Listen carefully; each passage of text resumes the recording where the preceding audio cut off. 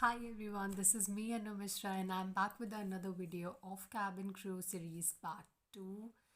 So please be connected throughout the video.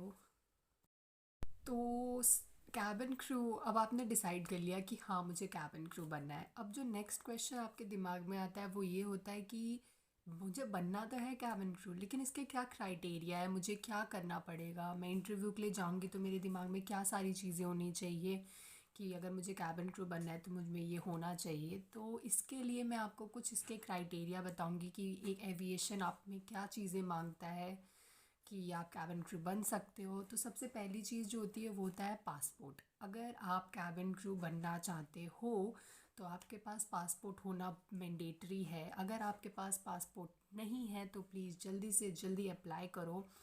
आप किसी भी ऑनलाइन साइट पे आप देख सकते हो जहाँ पे पासपोर्ट बनता है। पासपोर्ट बनने के दो प्रोसेस होते हैं, मैं बता देना चाहती हूँ। एक प्रोसेस होता है जिसे हम तत्काल वाला कहते हैं और एक होता है नॉर्मल। जो नॉर्मल होता है उसमें आपको कम से कम 1 या ½ मंथ लग जाते हैं, मैक्सिमम ज़्यादा से ज़्यादा आपको 2 महीने लग जाते हैं पासपोर्ट बनने में। लेकिन जो मैंने दूसरा बताया तत्काल वाला वो इमरजेंसी में होता है और वो आई थिंक आपका 1 या 2 वीक्स के अंदर अंदर आपका वो पासपोर्ट बन जाता है।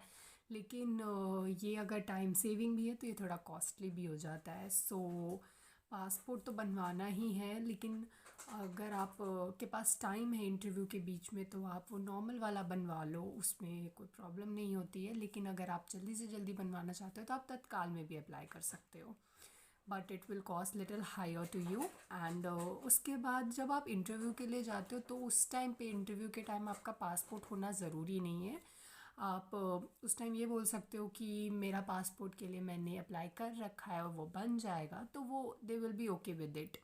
लेकिन आफ्टर यू गेट सेलेक्टेड तो पासपोर्ट होना बहुत ज़रूरी है, क्योंकि उनको खुद के भी कुछ वेरिफिकेशंस करवाने होते हैं। और खुद सोचो जब आप इंटरनेशनल फ़्लाइट्स लोगे तो पासपोर्ट होना तो ज़रूरी है ना।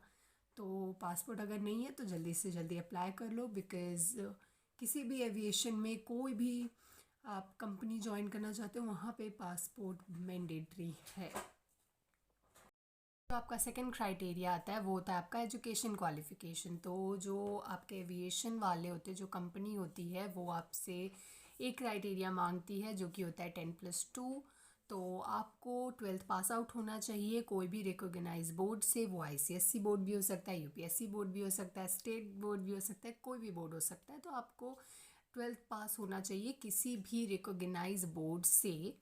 एंड सब्जेक्ट की कोई टेंशन नहीं लेना है, कोई भी सब्जेक्ट चलेगा, medical, non medical, arts, commerce, कुछ भी ले लो, बस 12th पास आउट होने चाहिए कोई अच्छे बोर्ड से, रिकॉग्नाइज बोर्ड जो कि आईसीएससी, सीबीएसई या फिर स्टेट बोर्ड होता है।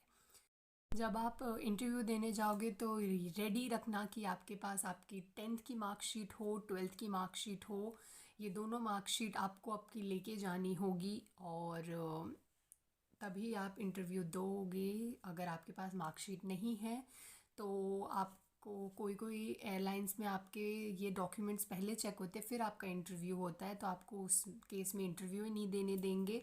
और अगर वो केस अलग भी हुआ कि पहले इंटरव्यू फिर डॉक्यूमेंट चेक, तो एक टाइम पे पासपोर्ट के लिए तो वो मान भी जाएंगे कि ठीक है आप अपने पासपोर्ट बनने के लिए दे रखे हो, लेकिन वो जो भी आपके मार्कशीट है उसमें वो कोई भी कॉम्प्रोमाइज़ नहीं करेंगे। तो इंटरव्यू के दिन आपके पास 10th की मार्कशीट और 12th की मार्कशीट, दोनों मार्कशीट होनी बहुत मैंडेटरी है।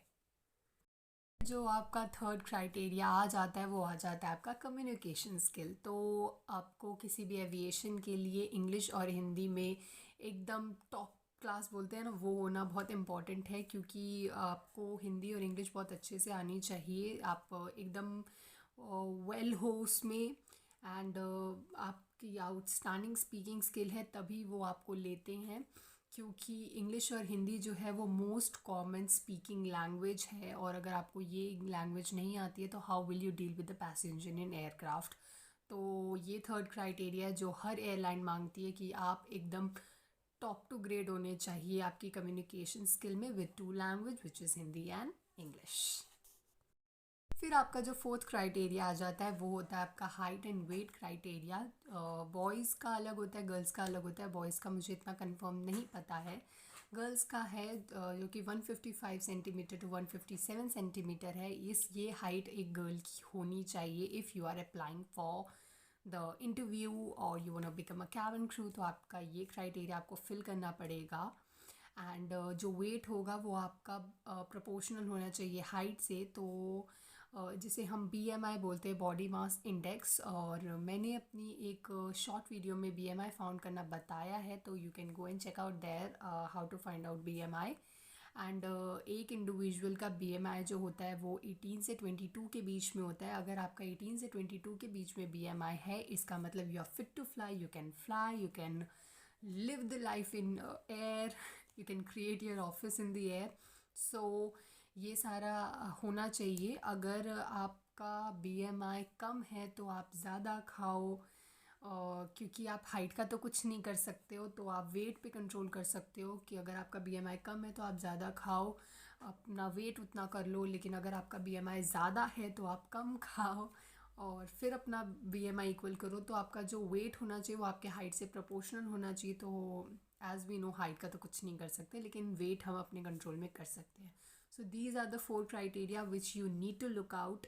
एंड अगर मुझसे कुछ रह गया है तो आई विल सजेस्ट यू कि आप प्लीज़ कोई भी जिस भी एयरलाइन में आप जाना चाहते हो उसके ऑफिशियल वेबसाइट पे जाइए, वहाँ पे उनके सारे क्राइटेरिया मेंशन होते हैं, एक बार उसे रीड आउट कीजिए, देखिए कि आप में क्या मिसिंग है और फिर उस पर वर्क करो। And all the best, interview दो, get selected, and I know you all guys can do it. So thank you so much for watching my video. If you like, so please subscribe to my channel, and thank you so much. Love you.